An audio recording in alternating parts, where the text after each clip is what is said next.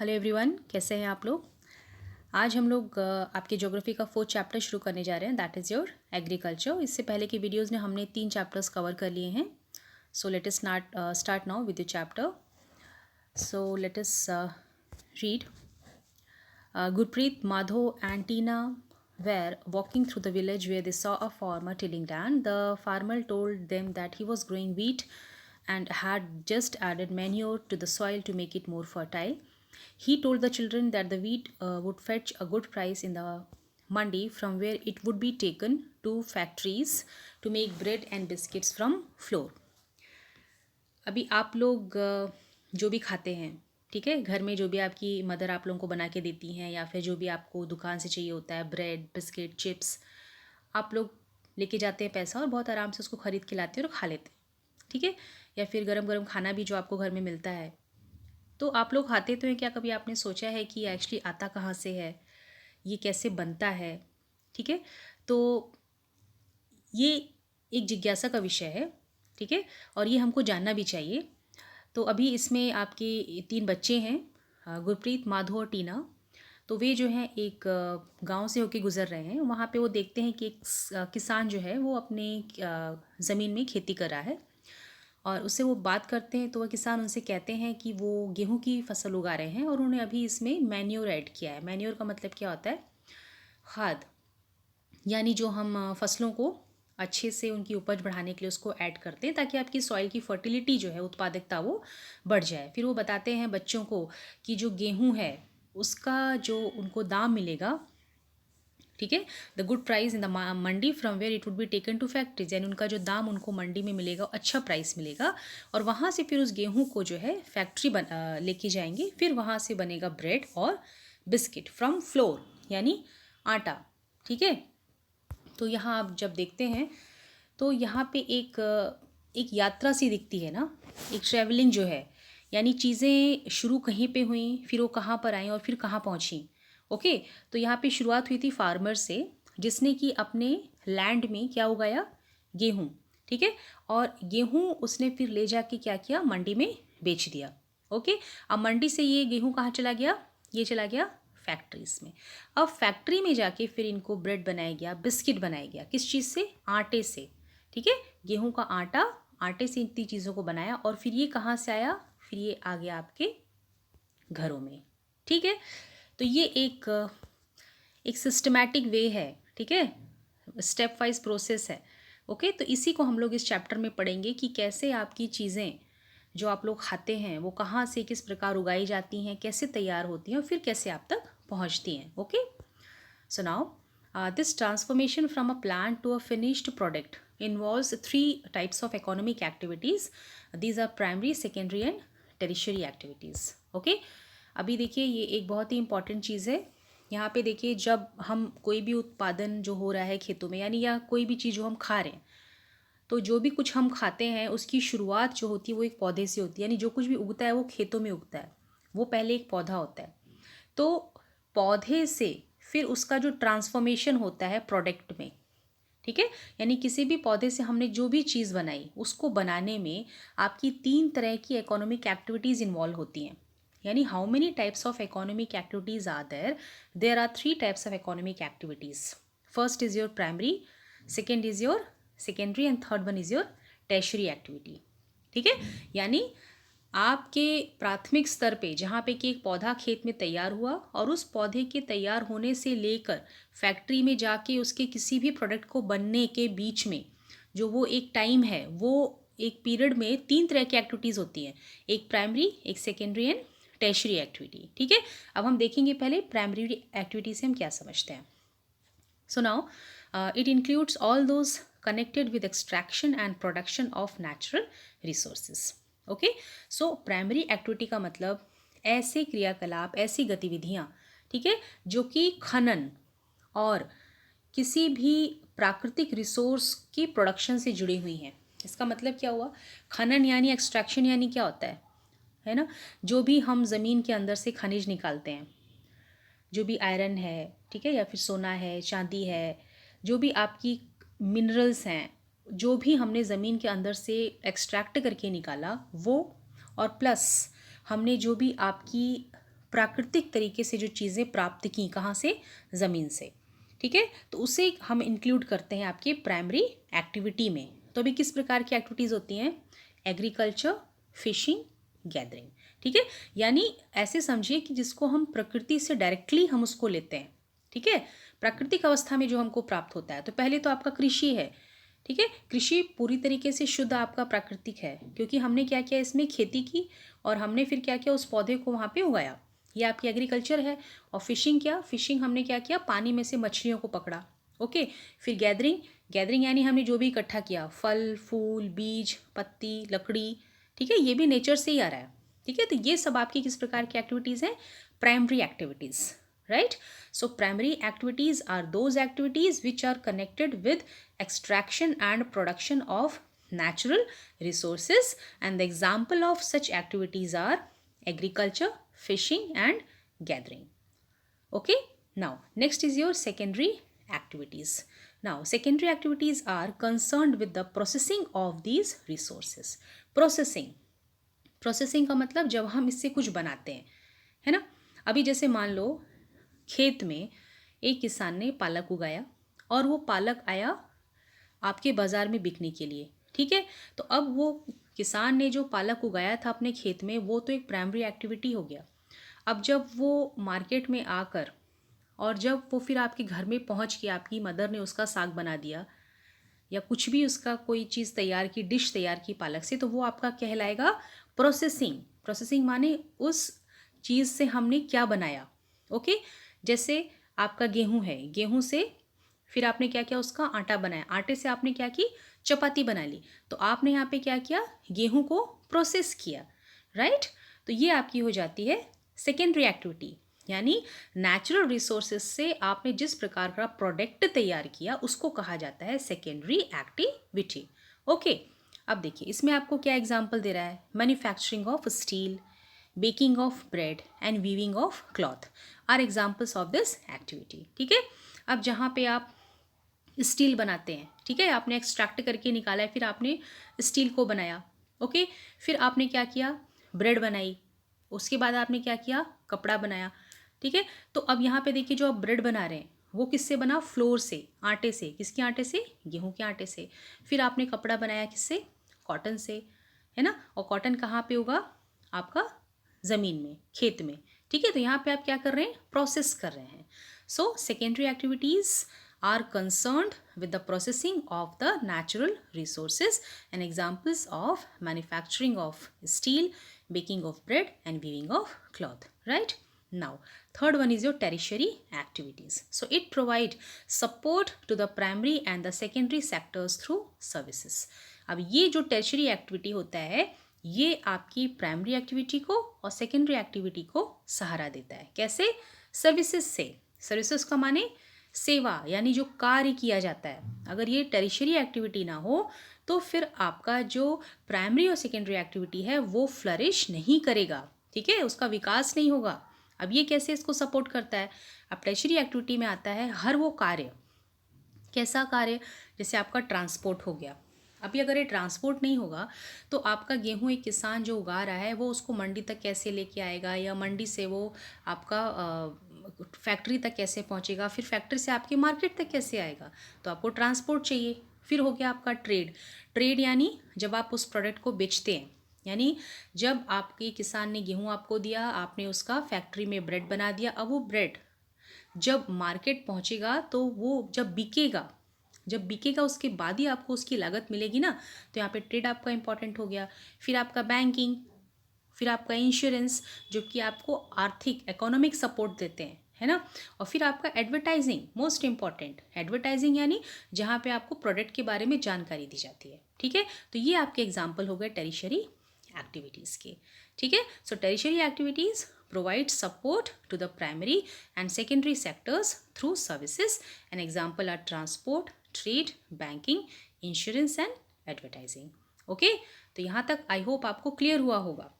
तो आपका जो प्लांट है means the transformation from a plant to a finished product involves 3 types of activities, ठीक है।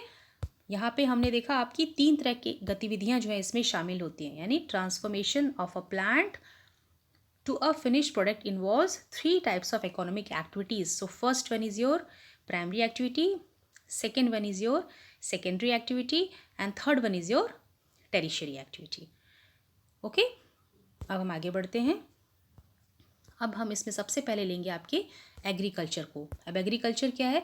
Agriculture is a primary activity. ठीक है, कृषि. So now what does the agriculture include? It includes growing crops, fruits, vegetables, flowers and rearing of flock. ठीक है, अब ये कृषि है. कृषि का मतलब जहाँ पे आप फसल उगा रहे हैं, ठीक है, फल उगा रहे हैं, सब्जियाँ उगा रहे हैं, आप फूलों की खेती कर रहे हैं, या आप क्या कर रहे हैं, जानवरों को पाल रहे हैं. ठीक है, जो पालतू जानवर होते हैं, जैसे आपकी गाय हो गई, भीड़ हो गई, बकरियां हो गई, जिनसे कि आपको कुछ प्राप्त होता है. ओके, ये आपके लाइफ स्टॉक में आता है. भाई आपकी जो फिश है, ओके, उसका भी मत्स्य पालन भी किया जाता है. ठीक, आपका मुर्गी पालन भी किया जाता है. ठीक है ना, तो ये सब आपका एग्रीकल्चर में सम्मिलित होता है. Now in the world 50% of persons are engaged in agriculture activity. देखिए, कृषि बहुत ही महत्वपूर्ण एक क्रिया है जो कि तकरीबन 50% जनसंख्या आपकी जो है इसमें इन्वॉल्व है. And 2/3 of India's population is still dependent on agriculture. हम इंडिया की बात करें तो यहाँ पे 2/3 लोग अभी भी जो हैं कृषि पे पूरी तरीके से निर्भर हैं. Okay, now favourable topography of soil and climate are vital for agriculture activity. अब अगर हम कहें कि कृषि के लिए क्या है जो बहुत ज़्यादा ज़रूरी है, तो वो है इसकी टोपोग्राफी, यानी जिस प्रकार की परिस्थितियाँ इसको चाहिए जो इसको फेवर करें. तो पहले आपकी मिट्टी बहुत उपजाऊ होनी चाहिए, और आपका जो मौसम जिस प्रकार का इसको चाहिए, ठीक है, ये बहुत ज़रूरी है आपकी एग्रीकल्चर एक्टिविटी के लिए. So the land on which the crops are grown is known as arable land. Okay, तो ऐसी ज़मीन जहाँ पे कि क्रॉप्स उगाई जा सके, जहाँ पे कृषि की जा सके, उसको हम लोग कहते हैं एरेबल लैंड. ठीक है. सो नाउ अभी आपको क्या कह रहे हैं, in the map you can see the agriculture activities concentrated in those regions in the world which are suitable factors for the growing of crops exist. ठीक है, अब यहाँ पे आप आ जाएंगे. ओके, तो यहाँ पे आप फिगर 4.1 में देख सकते हैं. यहाँ पे आपको जो एक वर्ल्ड मैप में ग्रीन कलर में जो आपको दिखाया गया है, okay, you can see all those regions here. These all the areas are arable land. Arable land मतलब जहाँ पे आपकी खेती होती है. ठीक है, ये आपका एरेबल लैंड कहलाता है. Right. So now okay, let us come here. Do you know, देखिए अभी इसमें डू यू नो हम ये बॉक्स अटेम्प्ट में करेंगे. अभी हम लोग आगे बढ़ जाते हैं. लेट अस सी नाउ फार्म सिस्टम. ओके, अब ये फार्म सिस्टम यानी आपकी खेती की जो जिस प्रकार से आपकी खेती की जाती है सिस्टमैटिक मैनर में, उसको हम लोग समझते हैं. नाउ एग्रीकल्चर और farming can be looked at as a system. ठीक है, यानी कोई चीज़ जो एक सिस्टमैटिक तरीके से, यानी ना एक सही तरीके से स्टेप वाइज किया जाए, उसको कहा जाता है सिस्टम. ठीक है, अभी देखिए, the important inputs are seeds, fertilisers, machinery and labour. Okay, यानी जब हम खेती करते हैं, हम कृषि करते हैं, तो जो उसमें इनपुट्स चाहिए होते हैं, इनपुट्स का मतलब क्या होता है, जो हम उसमें पहले डालते हैं. ठीक है, जो हम उसमें लगाते हैं. तो कृषि करने के लिए हमें सबसे पहले क्या चाहिए, बीज चाहिए. फिर आपके फर्टिलाइज़र चाहिए. फर्टिलाइज़र का मतलब जो सॉइल की फर्टिलिटी को बढ़ाने के लिए ऐड किया जाता है. ओके, फिर मशीनरी चाहिए. बिना मशीनरी के तो आपकी खेती नहीं होगी. बिना मशीनरी के भी होती है, लेकिन कंप्लीट ये जो है आज से बहुत साल पहले किया जाता था, जब इंसान ने आपका कुछ औजार वगैरह विकसित नहीं किए थे, जो लकड़ी की मदद से वो मिट्टी वगैरह खोद के छोटे मोटे इस तरह की खेती का काम करता था. ठीक है, लेकिन अब हम बात करें तो इसमें अब छोटे से लेके बड़ी हर तरह की मशीनरीज इन्वॉल्व होती हैं, एंड योर लेबर. ठीक है, तो हमने आपके कितने इनपुट्स देखे यहाँ पर आपकी कृषि के. The inputs are seeds, fertilisers, machinery and labour. Labour का मतलब मजदूरी, यानी वे लोग जो कि इसमें काम करेंगे. ओके, तो ये आपके हो गए inputs. And next is your operations involve. Operations involve मतलब किस प्रकार के काम इसमें होते हैं. Now first is your ploughing, then sowing, irrigation, weeding and harvesting. Okay, तो जब भी हमें खेती करनी होती है, सबसे पहले हम क्या करते हैं, मिट्टी को ढीली करते हैं, है ना. यानी जो आपका खेत है, ज़मीन का टुकड़ा है, जो मिट्टी सूखी होती है, उसके बहुत बड़े बड़े पीसेस पड़े रहते हैं, तो उसमें क्या होता है, उसमें प्लॉइंग किया जाता है, यानी उस मिट्टी को जो है बराबर किया जाता है. ठीक है, उसको बराबर करते हैं, उसको नरम करते हैं, एकदम बराबर से मिट्टी खूब अच्छे से उसका जो एक यूनिफॉर्मिटी लाते हैं ना, तो मिट्टी उससे अच्छी हो जाती है. Okay, and next is your sowing. Sowing यानी जब आप उसमें फिर क्या करते हैं, बीज डालते हैं. ठीक। और बीज डालने के बाद फिर क्या करते हैं आप, उसकी सिंचाई करते हैं। सिंचाई करने के बाद जब पौधा बड़ा होता है थोड़ा, तो जो पौधे आपने जो बीज डाला उसके साथ कुछ खरपतवार भी उगर जाती है। खरपतवार का मतलब ऐसी घास या ऐसी जंगली पौधे जिसको कि आपको ज़रूरत नहीं है, लेकिन ये जब पौधे उस मेन क्रॉप के साथ उगते हैं तो वो क्या करते हैं, उस मेन क्रॉप के साथ कंपटीशन करते हैं। किसका कंपटीशन? भाई उस वो भी साथ में उसको सनलाइट लेगा, उसके हिस्से की पानी लेगा, मिट्टी से न्यूट्रिएंट लेगा, ठीक है। तो वो जो क्रॉप को पूरा मिलना है वो उसका हिस्सा क्या करता है, खुद लेता है, लेकिन वो हमको नहीं चाहिए तो उसको हम क्या करते हैं, मेन क्रॉप से अलग कर देते हैं। तो उसे कहा जाता है वीडिंग। फिर हार्वेस्टिंग, यानी फसल जब आपकी तैयार हो गई तो आपने उसको काट लिया तो उसे कहा जाएगा हार्वेस्टिंग। ओके। अब देखिए आउटपुट्स यानी हमको फिर इसमें मिलता क्या है। So output from the system include crops, wool, dairy and poultry products. Okay, यानी एग्रीकल्चर करने के बाद हमको क्या मिलता है, फसलें मिलती हैं, ऊन मिलता है, दूध के उत्पाद मिलते हैं, ठीक है। पोल्ट्री मतलब जहाँ पे हम लोग अंडे वगैरह प्राप्त करते हैं। ओके, तो ये आपका जो है फार्म सिस्टम है, राइट। तो अभी हम इसको एक बार फिर से देखते हैं। अभी देखिए फार्म सिस्टम यानी हमने इसमें 3 चीज़ें देखी। ओके, तो इसमें 3 चीज़ें यानी पहले हमने देखा आपका इनपुट्स, यानी हम इसमें क्या डालते हैं। तो इसमें हम क्या डाल रहे हैं, seeds, fertilisers, machinery and labour. Okay, तो हमने इसमें इनपुट आपकी इतनी चीज़ें आपकी डाली, ठीक है। अब इसमें हमने किया क्या, सामान डालने के बाद हमने किस तरह का काम किया, we have done your ploughing, sowing, irrigation, weeding and harvesting. Okay, अब ये काम करने के बाद जब हमको आउटपुट निकलेगा तो हमको क्या प्राप्त होगा, हमको मिलेगा क्या, we will get crops, wool, dairy and poultry products, right. So this is known as your farm system. समझ में आ गया होगा आपको, ठीक है।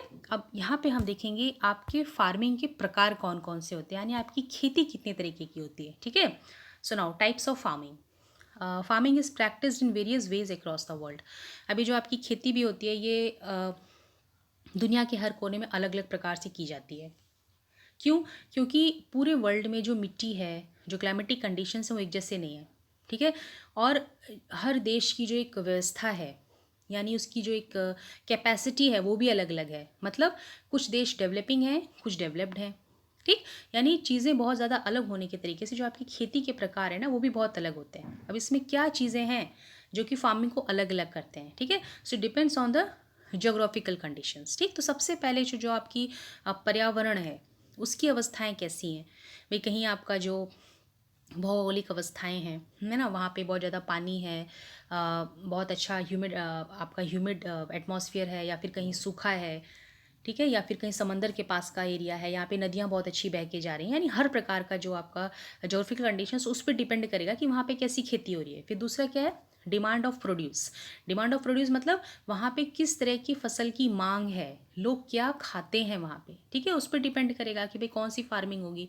फिर आपका labour and level of technology, यानी वहाँ पे आपकी टेक्नोलॉजी जो है, विज्ञान और तकनीकी कितनी विकसित है, और आपके मजदूर जो काम करने वाले लोग हैं, ठीक है, वो किस प्रकार के हैं और कितने हैं, इस पे डिपेंड करेगा। एंड फार्मिंग, ठीक है, तो ये आपका क्या हो गया, these are your various types of conditions on which your types of farming depend, ठीक है। तो इस पे इन चीज़ों पे आपका डिपेंड करेगा कि फार्मिंग आपकी कैसी होगी। अब फार्मिंग होती कितने प्रकार की है, तो इसमें 2 मेन टाइप्स होते हैं। Okay, so farming can be classified into 2 main types. So first is your subsistence farming and next one is your commercial farming, ठीक है। अब इस सबसिस्टेंस का मतलब क्या होता है, सबसिस्टेंस मतलब जहाँ पे हम अपनी ज़रूरत पूरी करने के लिए कृषि करें, ठीक है, मात्र अपना पेट भरने के लिए। और कमर्शियल फार्मिंग का मतलब क्या होता है, कमर्शियल फार्मिंग मतलब क्या, जहाँ पे हमारी ज़रूरत तो पूरी हो गई, अब हमको क्या करना है, उसको बेचना है, यानी हमको क्या कमाना है, पैसा, तो उसे कहा जाएगा कमर्शियल, राइट। ठीक है, तो अब हम इसमें देखेंगे पहले आपका सबसिस्टेंस फार्मिंग। तो अभी जैसे कि मैंने आपको बताया था, सबसिस्टेंस का मतलब होता है अपनी ज़रूरत को पूरा करना, ठीक है। So now, this type of farming is practiced to meet the needs of the farmer's family, ठीक है। तो ये खेती वहाँ की जाती है जहाँ पे कि किसान को अपने परिवार का पेट भरना होता है, ठीक है। ये एक पारंपरिक तरह की खेती होती है, यानी कैसी होती है, ट्रेडिशनल। तो यहाँ पे जो आपकी टेक्नोलॉजी कैसी होगी, लो लेवल की होगी, ठीक है, low levels of technology and house hold. इसका मतलब क्या होता है, यानी आपके पास बहुत ज़्यादा यहाँ पे ट्रैक्टर या फिर थ्रेशर या फिर बहुत इस प्रकार के आधुनिक उपकरण नहीं होंगे। आपके पास क्या होगी भाई, ज़्यादा से ज़्यादा आपके पास कुदाल होगी, ठीक है, या फिर सिकल होगा, या फिर कुछ जोड़ी बैल होंगे, या फिर आपके घर के जो सदस्य होंगे वो होंगे काम करने के लिए, ठीक। अब यहाँ पे जो हाउस होल्ड लेबर है, ठीक है, इसका हम लोग क्या करते हैं, इस्तेमाल करते हैं, यानी वो किसान जो कि सबसिस्टेंस फार्मिंग करता है, ठीक है, वो पारंपरिक तरह की खेती कर रहा है, उसके पास टेक्नोलॉजी लो लेवल की है, और घर के लोग जो हैं हाउस होल्ड लेबर हैं, and they are use to produce on a small output, ठीक है। यानी छोटे से एक ज़मीन के टुकड़े पर ये लोग बहुत ही पारंपरिक तरीके से थोड़ी बहुत कृषि करते हैं ताकि इनका जीवन निर्वाह हो जाए, राइट। सो नाउ अब ये सबसिस्टेंस फार्मिंग को भी वो फर्दर क्लासीफाई कर देते हैं, इसके भी दो टाइप्स निकलते हैं, okay. So first is your intensive subsistence and next is your primitive subsistence farming, okay.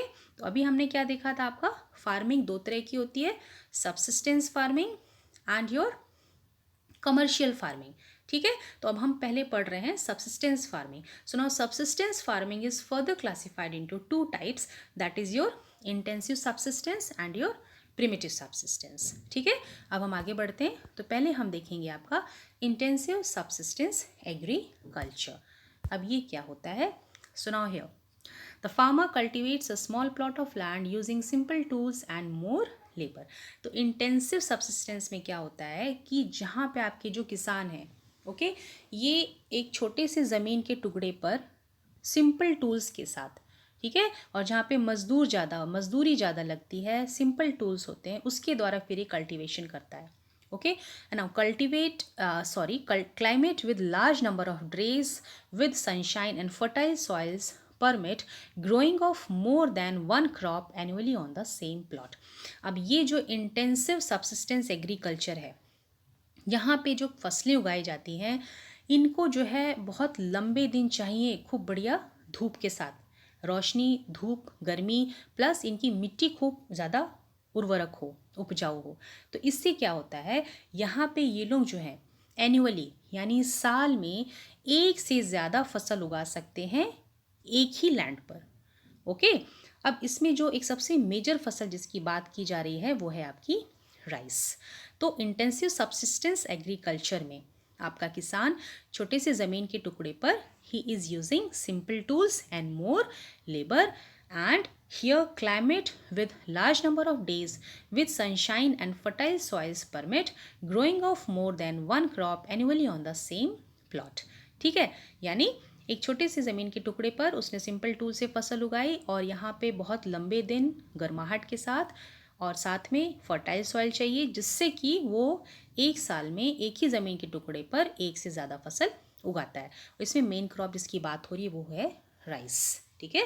अब ये जो राइस है, इसके जो राइस का उत्पादन होता है ये ऑल ओवर वर्ल्ड में आपकी जैसे आपका वियतनाम है, थाईलैंड है, पाकिस्तान है, यूएस है, चाइना है, बर्मा है, कंबोडिया है, एंड ऑफ कोर्स इंडिया है, ठीक है। तो ये कुछ ऐसे देश हैं जहाँ पे कि राइस की खेती बहुत अच्छी होती है, ओके। और चाइना और इंडिया तो तकरीबन मतलब ये शायद 90% राइस जो है ये दो देशों में उगाया जाता है, और ये दो देश टॉप पे भी माने जाते हैं, ओके। और कंबोडिया का राइस जो है वो बेस्ट राइस माना जाता है, okay. So now rice is the main crop and other crops include wheat, मेज, पल्सेस एंड ऑयल सीड्स। देखिए अभी इसमें एक चीज़ और है कि ये जो चावल है इसको जो है इंटर क्रॉप भी किया जाता है। इंटर क्रॉप यानी जैसे कि एक फसल के साथ दूसरी फसल भी उगा देते हैं, ठीक है। जैसे राइस के साथ मेज़ उगा दी जाएगी, या फिर पल्सेस उगा दिए जाएंगी, ऑयल सीड्स उगा दिए जाएंगे, ठीक है। तो इससे क्या होता है ना कि जैसे अगर आपकी 4 रोज़ आपने लगाई हैं, ठीक है, अगर आपने 4 रोज़ में राइस लगा दिया है, तो उसमें क्या होगा, एक रो में आप क्या उगा देंगे, मक्का उगा देंगे, ठीक है। तो इससे क्या होता है, आपकी जो खेत है वो जो है खाली होने से बच जाता है, क्योंकि जितने टाइम में आप जो राइस प्राप्त कर लेंगे तो फिर उसके बाद आप उसमें से आपको फिर मक्का भी मिल जाता है। प्लस ये एक्सटर्नल जो एक साथ में हम मेज़ या ऑयल सीड लगा देते हैं, तो ये जो है ज़मीन में जो आपकी मिट्टी है ना, ये उसको पकड़ के रखता है। यानी आपकी अगर हमने राइस लगाई है, बीच में जो आपकी ज़मीन खाली है, ठीक है, तो इस ज़मीन ये जो खाली है यहाँ पे हमने क्या किया, मक्के उगा दिए, ठीक है। तो अभी ये जो खाली ज़मीन अगर हम यहाँ पे कुछ भी नहीं उगाते तो मिट्टी पड़ी रहती खाली, तो ये उड़ के चली जाती है, बह के चली जाती है। लेकिन चूंकि हमने यहाँ पे मक्का लगा दिया तो इससे क्या होता है, इतनी ज़मीन हमारी यूज़ में आ गई, ठीक है। तो ये इंटरक्रॉपिंग के फ़ायदे होते हैं। प्लस इससे आपको क्रॉप भी 2 प्रकार की मिल जाती है और इससे आपका डिजीज़ जो प्लांट को लगता है वो भी बहुत हद तक कम हो जाता है। ओके, तो अभी जैसा आपका वीट है ना, तो वीट के साथ लोग पीस को लगा देते हैं। पीट that is the leguminous plant, है ना। लेग्यूमिनस प्लांट का मतलब आपको पता है, जो नाइट्रोजन फिक्सेशन करता है, ठीक। तो इस प्रकार से जो इंटरक्रॉपिंग की जाती है, ठीक है। चलिए अब हम आगे बढ़ते हैं। So intensive subsistence agriculture is prevalent in the thickly populated areas of the monsoon regions of south east and east Asia, ठीक है। अभी इंटेंसिव सबसिस्टेंस एग्रीकल्चर किया कहाँ जाता है, ऐसे एरियाज़ में जहाँ पे आपकी पॉपुलेशन बहुत सघन है, बहुत ज़्यादा आबादी है, ठीक है, जहाँ पे लोग बहुत ज़्यादा रहते हैं और जहाँ पे बारिश अच्छी है, ठीक है। मेनली किस रीजन में, जैसे आपके दक्षिण के एरिया हो गए, ठीक है, और दक्षिण के आपके जो पूरब के जो क्षेत्र हैं, ठीक है, वहाँ पे आपकी जो इस प्रकार की इंटेंसिव सब्सिस्टेंस फार्मिंग की जाती है। ओके, फिर आपकी ईस्ट एशिया है, ठीक है। तो इस प्रकार के रीजन्स में आपकी जो है इंटेंसिव सब्सिस्टेंस एग्रीकल्चर को किया जाता है। ओके, अब नेक्स्ट हम लोग देखेंगे आपका primitive subsistence agriculture. So now primitive subsistence agriculture includes shifting cultivation and nomadic herding, ठीक है। तो ये आपकी दूसरी प्रकार की सबसिस्टेंस फार्मिंग है, राइट। तो हमने कितने प्रकार के फार्मिंग देखे थे, subsistence agriculture, 2 types of farming are there, means farming is classified into 2 types, subsistence farming and commercial farming. Then we have further classified the subsistence farming into 2 types, that is your intensive subsistence farming and your primitive subsistence farming, ठीक है। तो अभी हम intensive agriculture देख चुके हैं, अब हम देखेंगे प्रिमिटिव सबसिस्टेंस एग्रीकल्चर। तो primitive subsistence agriculture is further what it includes shifting cultivation and nomadic herding। तो shifting cultivation क्या होता है और nomadic herding क्या होता है, इसको हम लोग समझेंगे। now here shifting cultivation, it is practiced in the thickly forested areas of Amazon basin, tropical Africa, parts of Southeast Asia and Northeast India, ठीक है। तो ऐसी जगहों में जो है आपकी shifting cultivation को practice किया जाता है। Okay, so these are the areas of heavy rainfall and quick regeneration of vegetation। तो ये ऐसी जगह हैं जहाँ पे कि बहुत ज़्यादा बारिश होती है और पौधे बहुत जल्दी उग जाते हैं, ठीक है। ज़्यादा बारिश होगी तो पौधे वाकई जल्दी उगेंगे, ठीक है, क्योंकि पौधों को चाहिए क्या, पानी चाहिए, उपजाऊ मिट्टी चाहिए, सूर्य की रोशनी चाहिए, ठीक है। अभी शिफ्टिंग कल्टीवेशन क्या होता है, तो देखिए अभी शिफ्टिंग कल्टीवेशन में एक ज़मीन का टुकड़ा है, ठीक है, तो उस पर क्या होता है, जितने पेड़ होते हैं ना उसको काट दिए जाते हैं, ठीक है, और काटने के बाद फिर क्या करते हैं, उसको बर्न करते हैं। Okay, and when they are burned तो उसकी जो राख बचती है उसको फिर जो मिट्टी में मिला दिया जाता है। Okay, see a plot of land is cleared by felling the trees and burning them, right, and then this ashes are mixed with the soil and crops like maize, yam, potatoes and cassava are grown, ठीक है। तो यही है आपका shifting cultivation, right. तो what is shifting cultivation, in shifting cultivation a plot of land is cleared by cutting the trees, burning them and the ash that is mixed with the soil, and in this soil yam, maize, potatoes and cassava like crops are grown। Okay, then after the soil loses its fertility, the land is abandoned and the cultivator moves to a new plot। shifting cultivation is also known as slash and burn agriculture, ठीक है। अब आपने जो खेत तैयार किया था उसके बाद आपने जो यहाँ पे फसलें उगाई और धीरे धीरे उगाने के बाद जब कुछ वक्त के बाद आपकी मिट्टी की उर्वरता कम हो गई, ठीक है, यानी आपका जो लैंड कैसा हो गया, वो अब अपनी फर्टिलिटी लूज़ करने लगी, यानी उसके अंदर इतनी अच्छी फर्टिलिटी पावर है नहीं। तब क्या होता है, वो जो किसान होता है वो वहाँ से फिर नई ज़मीन की तरफ चला जाता है, ठीक है। तो इसी को हम लोग कहते हैं शिफ्टिंग कल्टीवेशन और इसको स्लैश एंड बर्न एग्रीकल्चर के नाम से भी जाना जाता है, right. Now let us see your nomadic herding.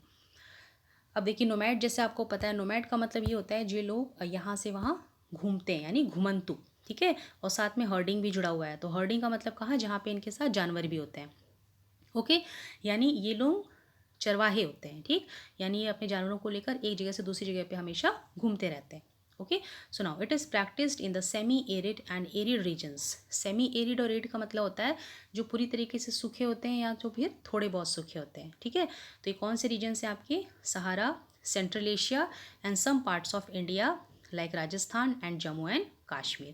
So these places are known as your semi-arid and arid. Okay, so in this type of farming, herdsmen move from place to place with their animals for fodder and water along defined routes. तो nomadic herding में जो लोग हैं वे लोग अपने जानवरों के साथ एक स्थान से दूसरे स्थान पे जाते हैं। क्यों?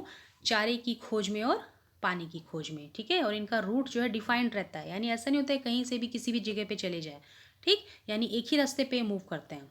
ओके, यानी कुछ दिन ये कहीं पे रहे, वहाँ पे पानी था, चारा था पशुओं के लिए, कुछ दिन रहने के पश्चात वो ख़त्म हो गया तो फिर वो दूसरी जगह पे उसके बाद मूव कर जाते हैं। ओके, सो ये कैसे होता है, क्लाइमेट पे डिपेंड करता है, ठीक है। यानी जैसा भी क्लाइमेट आपका बदलेगा, जैसे स्थितियाँ बदलेंगी तो ये अपना मूव करते रहते हैं। So this type of movement arises in response to climatic constants and the terrain, ठीक है। यानी जैसे भी आपका मौसम है, मौसम को देख के और वहाँ के टेरेन को देख के, ठीक है, यानी जो भी वहाँ पे इनको प्रकृति से प्राप्त हो रहा था, जो ज़मीन थी, जो प्राकृतिक स्थितियाँ थी, उसी के अनुसार जो इनकी मूवमेंट जो उस पर वो डिपेंड करती है। अब जो एनिमल जो इनके साथ मूव करते हैं वो होते हैं आपकी sheep, camel, yak and goats. Okay, so they are most commonly reared, यानी एक ऐसे जानवर है जिनको मोस्टली पाला जाता है, right. So they provide milk, meat, wool, hides and other products to the herders and their families. अब ये जानवरों को पालते हैं, अपने साथ में रखते हैं, क्यों? क्योंकि इन जानवरों से इनको दूध मिलता है, ठीक है। फिर ये लोग उसको मीट के रूप में भी प्राप्त करते हैं, फिर इनसे ऊन लेते हैं, फिर उनकी जो चमड़े होते हैं या फिर उनकी जो हड्डियाँ होती हैं उनसे बहुत सी चीज़ें जो है ये लोग बनाते हैं, उसको बेचते भी हैं, उपयोग भी करते हैं, ठीक है। तो ये अपनी फैमिलीज़ के लिए भी इसको यूज़ में लाते हैं, बाकी दूसरे हर्डर्स को भी देते हैं और ये इसको बेचते भी हैं। Okay, so this is your nomadic herding. Now next is your commercial farming. Okay, तो कमर्शियल फार्मिंग में क्या होता है, इस प्रकार के पौधे उगाते हैं जो कि हम लोग बेचने के लिए इस्तेमाल करते हैं, ठीक है। तो अब इसको हम लोग देखते हैं। Now your commercial farming, in commercial farming the crops are grown and animals are reared for sale in the market, ठीक है। अब इसके नाम में ही जुड़ा है आपका कॉमर्स। कॉमर्स का मतलब क्या होता है, इकोनॉमी, यानी जो आपका जुड़ा है पैसे से, ठीक है। यानी कमर्शियल फार्मिंग में हम लोग वही फसल उगाएंगे, वही जानवर रियर करेंगे या पालेंगे जिसको कि हम लोग मार्केट में बेच सकें, right. So the area cultivated and the amount of capital used is large, ठीक। अब इसमें जो है, जो आपका खेत है जिसमें कि फसलें उगाई जाती हैं वे भी बहुत बड़े बड़े होते हैं, ठीक है। और जो पैसा इसमें लगता है उसकी अमाउंट भी काफ़ी बड़ी होती है, ठीक है। So most of the work is done by the machines, ठीक। अब इसमें सबसे ज़्यादा जो आपका काम होता है वो मशीन से किया जाता है, right. And commercial farming includes commercial green farming, mixed farming and plantation agriculture, ठीक है। तो अब आपकी जो कमर्शियल फार्मिंग है इसमें आप 3 तरह के फार्मिंग देखेंगे, that is your commercial grain farming, mixed farming and plantation agriculture, ठीक है। तो आज हमने जितना पढ़ा है उसको हम एक बार रिवाइज कर लेते हैं, ठीक है। और अगली क्लास में हम फिर से कंटिन्यू करेंगे, नहीं तो आपकी क्लास बहुत ज़्यादा बड़ी हो जाएगी, ठीक है। तो समरी देखें, तो हमने आज जो आपकी इकोनॉमिक एक्टिविटीज़ देखी हैं, ठीक है। सो आपकी 3 तरह की, sorry, okay, we have seen your 3 types of economic activities. So these economic activities are your primary, secondary and tertiary. So primary activities, ये कौन सी activities होती हैं, that are connected with the extraction and production of natural resources. Okay, so example of this are agriculture, fishing, gathering. Number 1 and number 2 is your secondary activity. So these are concerned with the processing of the resources. Example are manufacturing of steel, baking of bread, weaving of cloth. आप चाहें तो कुछ और example भी इसमें दे सकते हैं. Now number 3 is your tertiary activity. Okay, it gives support to the primary and the secondary sectors through services. Examples are transport, trade, banking, insurance, advertising. Right? अब इसके बाद हमने आपका देखा कि एग्रीकल्चर जो है, ओके, एग्रीकल्चर में आपका इसको हम लोग इंक्लूड करते हैं प्राइमरी एक्टिविटी में, okay. So agriculture is a primary activity. और एग्रीकल्चर में होता क्या है, okay, it includes the growing of crops, या इसको ऐसे ही पूछा सकता है what do you mean bye agriculture. So agriculture is a primary activity which includes growing of crops, fruits, vegetables, flowers and rearing of life stock. Right, अब यहाँ पे आपके 50% से ज़्यादा जनता जो है वो आपकी एग्रीकल्चर एक्टिविटी में एंगेज है, और इंडिया की 2/3 पॉपुलेशन जो है वो अभी तक कृषि पे जो है वो आपकी डिपेंड करती है. ठीक है, अभी आपकी जो कृषि के लिए, एग्रीकल्चर एक्टिविटी के लिए जो सबसे विटल चीज़ है, सबसे इंपॉर्टेंट चीज़ वो क्या है? That is your favourable topography of soil and the climate. Okay, ये आपको पता होना चाहिए. And next is your what do you mean by arable land. So arable land, the land on which the crops can be grown. Okay, now next we will see the farm system. तो farm system में हमने देखा आपकी that first we include the inputs what we put. Okay, मतलब हम जिस चीज़ की लागत लगाते हैं यहाँ पर, जो हम अपनी तरफ से उसमें डालते हैं, that are known is your inputs. तो इनपुट्स में आते हैं आपके seeds, fertilisers, machinery and your labour. Right, so these are your inputs. और इनपुट्स लगाने के बाद फिर आपने क्या किया? आपने कुछ ऑपरेशंस किए. किस प्रकार के ऑपरेशंस किए? ऑपरेशन माने वो नहीं जो डॉक्टर करता ऑपरेशन थिएटर में, यानी किस प्रकार की आपने क्रिया की, कौन सा काम किया. So you have done the ploughing, sowing, irrigation, weeding and harvesting. Then what you got as output? You got crop, wool, dairy and poultry products. Right, उसके बाद फिर आपने देखा types of farming. Okay, so mainly the two main types of farming are your subsistence farming and your commercial farming. ठीक है, अब ये जो subsistence farming है, तो अब ये subsistence farming को एक प्रकार से ट्रेडिशनल फार्मिंग कहा जाता है. ठीक है, यानी परंपरागत तरह की खेती. ओके, सो अब ये subsistence farming, it is done to meet the needs of the farmers family. Okay, यानी सब्सिस्टेंस फार्मिंग में फर्स्ट पॉइंट क्या है? It is done to meet the need of the farmers family. Next is your, it is a traditional way of farming in which low level of technology and household labour are used. Okay, and third one is your, it is produced on a small output. Right, अब subsistence farming को हमने further classify किया in two types, that is your intensive subsistence farming and primitive subsistence farming. तो पहले हमने जो आपका intensive subsistence farming देखा. Okay, so intensive subsistence farming, the farmer what it do, it cultivates a small plot of land, it uses simple tools and more labours. ठीक है, और दूसरा क्या है? Next is here a large number of days with sunshine and fertile soils are required to grow more than one crop annually on the same plot of land. इसमें जो main crop होती है वो है आपकी राइस, और बाकी जो अदर क्रॉप्स हैं इट इंक्लूड्स वीट, मेज, pulses and oil seeds. Okay, and which areas it is grown? It is grown in the areas which are thickly populated and which are rain fed, yani which are the monsoon regions. Okay, you can mark the areas here. Now next is your primitive subsistence agriculture. So primitive subsistence agriculture में भी आप इसमें दो प्रकार की farming देखते हैं, दो प्रकार देखते हैं. That is your shifting cultivation and the nomadic herding. Okay, so what do you mean by shifting cultivation? Shifting cultivation means here a plot of land, it is cleared by felling the trees and burning them, right? And then the ashes are mixed with the soil and then the crops are grown here. And as you grow the crops, after some time when the soil loses its fertility and the land is abandoned, ठीक है, यानी जब आपकी मिट्टी बंजर होने लगी, उसकी उत्पादकता घट गई, तो आपने क्या किया? उस लैंड को खाली किया. उसके बाद आप जो है नए ज़मीन की खोज में निकल गए. ठीक है, इसी का मतलब है आपका शिफ्टिंग कल्टीवेशन, और इसको एक और नाम से जाना जाता है जिसको हम लोग कहते हैं slash and burn agriculture. Right, अब आप इसके एरियाज देख सकते हैं. Where it is practised in the forested areas, यानी ऐसी जगह पे प्रैक्टिस किया जाता है जहाँ पे बारिश बहुत ज़्यादा होती है. ठीक है, जहाँ पे वेजिटेशन बहुत जल्दी से उग जाता है. Okay, you can see the areas here. Now next we have seen your nomadic herding. Nomadic herding मतलब ऐसे लोग जिन्हें घुमंतु प्रजाति का कहा जाता है, यानी जो एक जगह सेटल होके नहीं रहते, जिनके घर नहीं होते हैं, दे कीप ऑन मूविंग, और ये मूव करते हैं अपने एनिमल्स के साथ. तो ऐसे लोग आपको मिलते हैं सेमी एरिड और एरिड रीजन्स में. Okay, you can see the areas here.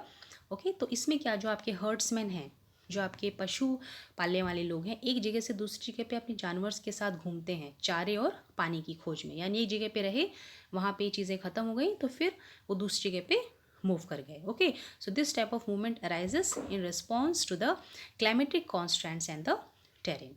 अब किस प्रकार के एनिमल इसमें लोग पालते हैं? शीप, कैमल, याकिन, गोट्स. राइट. अब इनको इन एनिमल से मिलता क्या है? They get meat, milk, wool, hides and other products. Right. And next is your commercial farming. Commercial farming मतलब वो फार्मिंग जहाँ पे कि क्रॉप्स को उगाया जाता है और एनिमल्स को फार्मिंग में पाला जाता है. किस लिए? ताकि वो उनको मार्केट में बेच सके. ओके, तो आज के लिए बस इतना ही और अगली क्लास में हम इस क्लास को कंटिन्यू करेंगे. So till the next class, see you, bye bye.